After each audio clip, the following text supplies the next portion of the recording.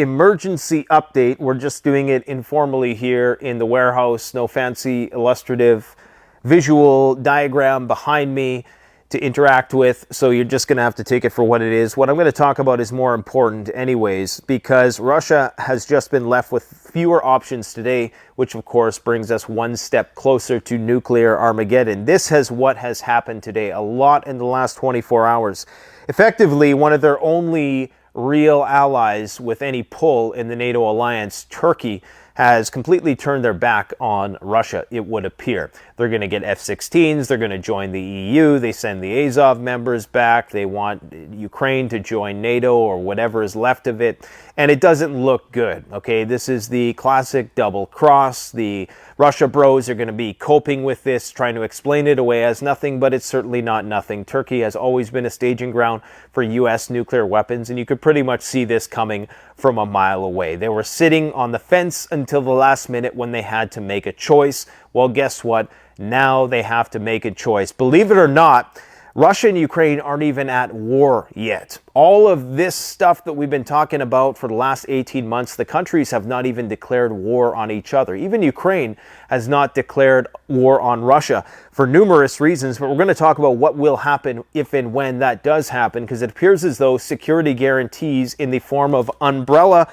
framework is going to be introduced in the next 2 days at Vilnius. We're going to talk about what exactly that is going to mean for Kiev. Essentially, what it's going to mean is that they're going to propose a coalition of the willing, some organization that's outside of NATO that's going to offer security guarantees, effectively putting Russia in a state of war with the countries who are partaking in that coalition of the willing. Thus, an attack on those countries in that context might not trigger Article 5. Okay, so this is how we see the escalation into a war in broader Europe without it necessarily triggering Article 5, because it's going to be under the framework of this coalition of the willing.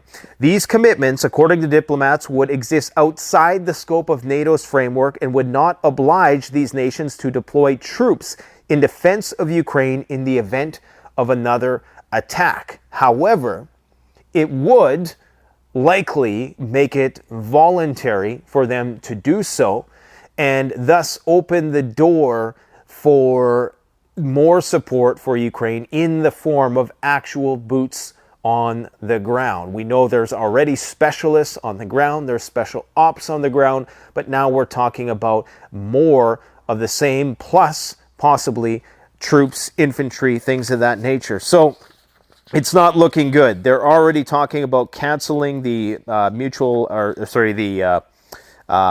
membership action plan requirements for Ukraine, and that means that it's going to be all the easier for Ukraine to enter NATO. What it appears as though is happening is this. Just today, we got word that not only Turkey, but Germany is going to be officially starting the building of a weapons factory in Western Ukraine. So it's looking very likely that the only way you would make a commitment into $100 million, in some cases, I think it's hundreds of millions of dollars to build these factories. The only way you would make such a commitment is you knew that the investment was going to be protected, thus security guarantees. So what does that mean then? It means that you're likely to see some portion of Western Ukraine be incorporated or covered under the auspices of NATO's protective umbrella, and perhaps not the zone of conflict that I've talked about yesterday. I proposed this, where they may say, look, what Russia has annexed already, that's not going to fall under Article 5 because there's already a war there.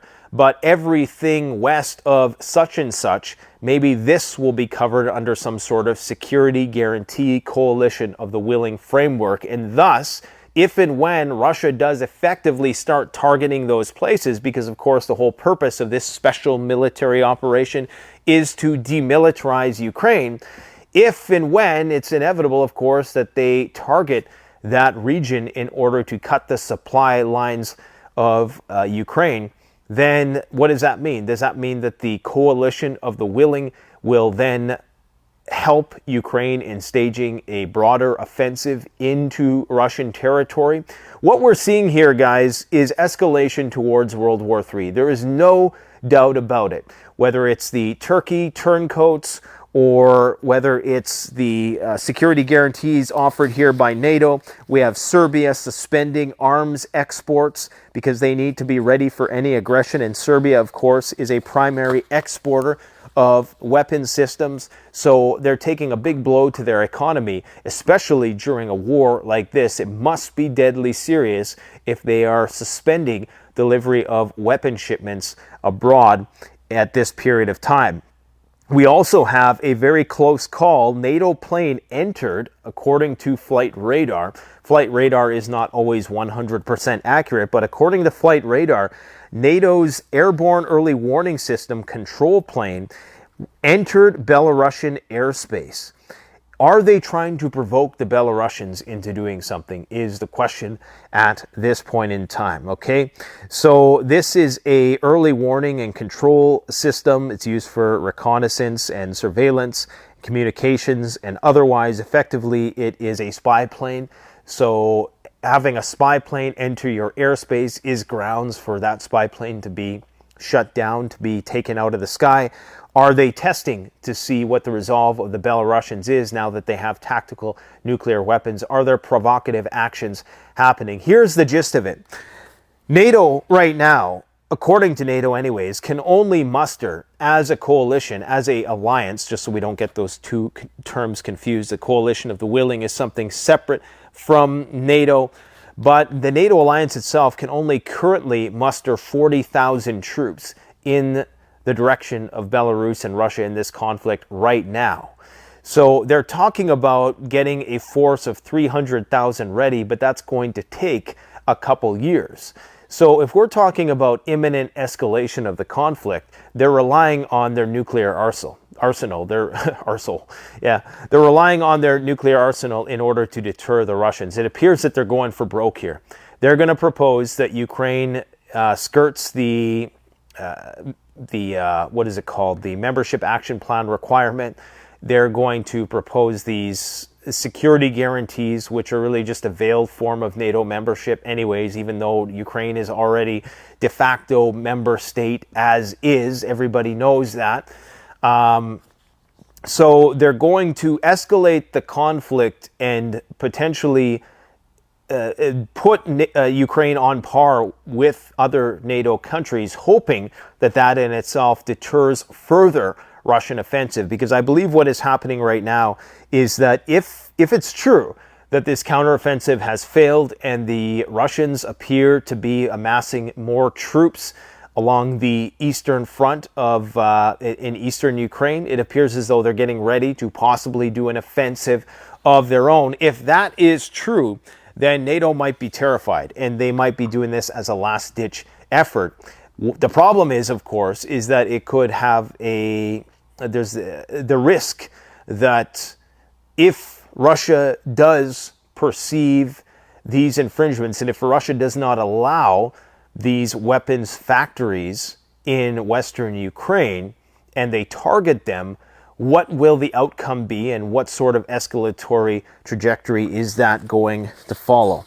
So it does not look good. And of course, on the same day, NATO members have agreed to a regional defense plan against Russian attack. This is a revised Cold War era plan that would see all of the NATO countries come together in their increment amounts and amass their forces to try to effectively deter against Russian aggression, even though this is silly on its face, because of course, any war with Russia is likely going to immediately go to the nuclear level. At least that's what we are told. There may be ways where they fight this thing out conventionally for a long, long time before it actually goes nuclear. The way things have been progressing so gradually so far, I would not be surprised if we see something like that. I mean, I've always said that I would not be surprised if we see the normalization of the use of tactical nuclear weapons in everyday combat scenarios that doesn't necessarily evolve immediately to the strategic level, because there's been a lot here that's defied and that's been counterintuitive since this conflict has started. There's been so many red lines that have been crossed that have not been checked with a corresponding amount of aggression and revenge from the Russians. They don't seem to be interested in exacting revenge for the Crimean Bridge, for Nord Stream, for attacks on their nuclear triad, for attempted attacks on the nuclear base, for attempted assassination attacks. There appears to be no reprisals, at least up until this point in time. But eventually, ultimately, that line will get crossed and war will be declared. Now, here is why, according to Georgy Riper, an intelligence specialist, a Russian intelligence specialist, he says this is the reason why Russia has not officially declared war yet. And it has little to do with humanitarian reasons, okay? It says, if Russia declares war on Ukraine, the Russian forces will have to bomb Ukrainian cities. Russia does not bomb Ukrainian cities and civilian facilities. Remember, this is according to a Russian intelligence specialist, and we need to put emotion aside for a second and understand that while there is still collateral damage, that they are not specifically targeting, and even the United States Department of Defense admits that there's not the explicit and persistent and ongoing total declaration of war by the Russians against the Ukrainians, that they are still picking targets, mostly critical infrastructure. That doesn't mean that there's not collateral damage, it just means that it's minimized. If Russia declares war on Ukraine, the Russian forces will have to bomb Ukrainian cities. Russia does not bomb Ukrainian cities and civilian facilities, but targets military equipment, ammunition, command, energy, and logistical facilities. So, if their goal is to demilitarize Ukraine, and Ukraine continually just gets remilitarized by NATO and is now planning on building large weapons facilities in the West, that can only mean one thing. That can only mean that the West is about to commit in some way, shape, or form and extend these security guarantees. No company is going to build a weapons manufacturing facility in a war zone unless they have 100% guarantees that that thing is not going to be blown to smithereens. Come on, it just does not make sense whatsoever. And why on earth would these countries not want to manufacture it in their own countries? I don't know all the details, all the legal minutiae, but I'm sure there's something to that as well. The other reasons are as follows. Russia does not need martial law and general mobilization that automatically come into force in the case of a war. According to Vladimir Putin and Russian media sources that have been quoted ever since the beginning of the conflict, if you believe it, he has an 80% approval rating.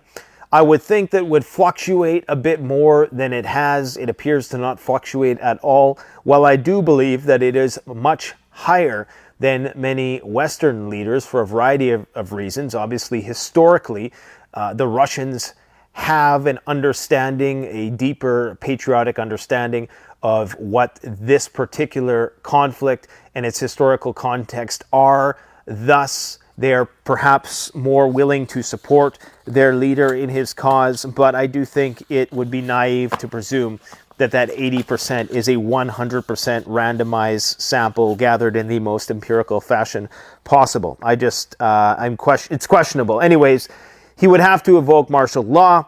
They talk about how they would have to set up internment camps and would provide a plethora of legal consequences for civilian courts in the event of a declaration of war. Of course, it would mean that a lot of people who are currently maybe not under surveillance right now would have to be put under surveillance, because total war is total war. We're talking about something that would be akin to the bombing of Baghdad, or the, what was it called? What did they call it? The carpet bombing of Iraq. There was a term, shock and awe. Something akin to that. And the Russians don't want to do that. Obviously, they share a lot of population, not only ethnically, but culturally as well. So it's not their preference to just, attack civilians in that sort of fashion more indiscriminately. But what they're saying here is that now that they have less options, and because Turkey has clearly turned its back on Russia, there's no way to slice it. Okay, there's no sugarcoating what Turkey has now done. And while you can say that they're just doing what they have to do, Turkey does have the biggest military in Europe. Turkey could have put a little bit more pressure, Sweden, really, you know, an army of 40,000 people, it's, to be quite frank, it's not a huge deal whether or not they got into NATO at all. It boils down to whether or not Ukraine is going to get into NATO. And of course, ceremoniously, Ukraine, it looks like, will be good old member number 33. Don't get me started on that. Once again, but Russia is still fulfilling its energy transit obligations with the EU that transit through Ukraine, which is just crazy to me, which is, you know, all the more reason why this whole non-declaration of war thing actually holds some merit, because they're still transiting gas through Ukraine, albeit limited. And if Russia is still fulfilling its energy transit obligations with the EU, that will have to be interrupted when the war is declared. And he goes on to say, interestingly, Kiev has not declared war on the Russian Federation either.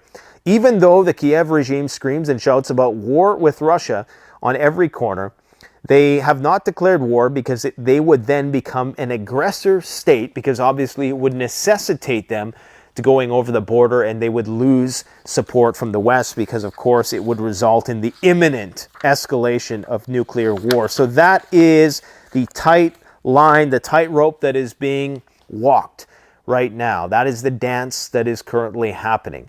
It's a lot of semantics to describe exactly what is going on. NATO and Russia are in a state of de facto war, and it's about to become de jure.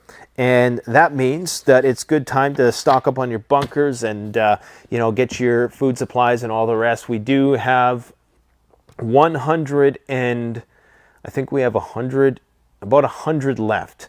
We have 100 Geiger counters that have been built in-house by a resident nuclear physicist and his entourage of manufacturers, if you will, who assemble Geiger counters which are specifically tuned for post-nuclear war survival. Most of the Geiger counters you find on Amazon, for reasons that we've explained in previous videos, and we're actually going to be working with them to do a dedicated video when the next run happens. I believe it's not happening till September, so the next availability of these Geiger counters will be in October, but not all Geiger counters are the same. They have to be able to parse out a certain type of radiation from the background radiation and alert you at a certain threshold. And most of the Geiger counters, if not all, don't do that. And these ones actually do, and they're made locally by a person that we've interviewed on the channel before. So you can go and check that out. I'll post a link in the description below. But that's what I got for you today, guys. So all I would say is keep on prepping. Things just keep on escalating. This summit at Vilnius is basically the authorization of an escalation of conflict against the Russians. And it's all happening. It's just happening in slow motion. You would not have Joe Biden, Rishi Sunak, Emmanuel Macron, Olaf Scholz, and good old Zelensky meeting in Vilnius under the cover of Patriot missile defense systems, just a stone's throw away from Belarusian tactical nuclear weapons, if this wasn't deadly 100% serious. And the scary part is, you know, I would actually be less concerned if NATO had a larger standing force. And I've said this time and time again. People, when they look at the numbers, they always look at NATO countries' total military power. You cannot look at that, because all of those countries are going to prioritize their best soldiers, their best equipment. They're going to keep that stuff for themselves, and they're going to give all the leftovers to NATO and who is on the front line. So while it might be true, say, that the UK has an army of, I think they can only something like 50,000 guys or something at any given time, but let's just say theoretically they have an army of 250,000 guys. They're never going to send their best guys to fight with the NATO alliance, because for starters, it's an alliance, but it's not something which is written in stone. So they still have to look out for the people who border them. As much as they may be allied with the Germans, they don't know when the tides are going to change. So they're never going to commit their best. So really, when you're comparing the numbers between Russia, you know, there's that diagram that shows Russia versus 32 of the most, at least economically in a retail-based economy, or a, what do they call it? Not a resource-based economy, but a service-based economies, powerful economies, powerful GDP, gross domestic product countries, as even though Russia, when you run the numbers compared to is completely dwarfed, it's like 100 times less economically powerful. You really just have to take 10% of NATO, because that's what they're going to commit. They're going to commit 10% of their militaries, which are already paltry for the most part. Most of them don't have. Turkey has a little bit of experience, I suppose, in Syria. The United States is holding on to everything it has. It's, I mean, if people genuinely believe that the United States has 9,000 Abrams tanks and they're not able to put together 30 by the end of the year, that they truly think that this is a legitimate existential threat, above and beyond it being a financial economic threat, then like I said, I got some beachfront property to sell you up here in Prince Albert, Saskatchewan. So that's pretty much all I got for you guys today. The war is going to get worse, and you know, you got to keep on prepping, and it appears as though British Columbia is on fire. The fires are starting in British Columbia, and there's a lot of them. It's going to get smoky as hell in the month ahead, at least here. Maybe not so much down in the East Coast, although that fire in Quebec is still burning, which is insane because it's the size of a small country.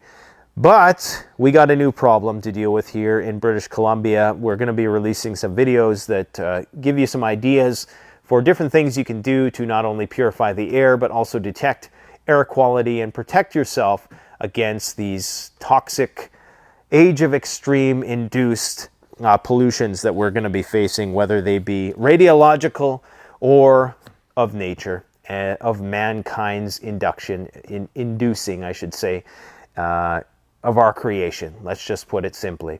Okay, guys, so take care, and if you need a Geiger counter, check out the link in the description below. There's only 100 until October, so they're going to fly out the door probably in the next 24 hours, so I'd encourage you to get them now. And if you need emergency food, you can see we got a lot of it. Thanks for watching.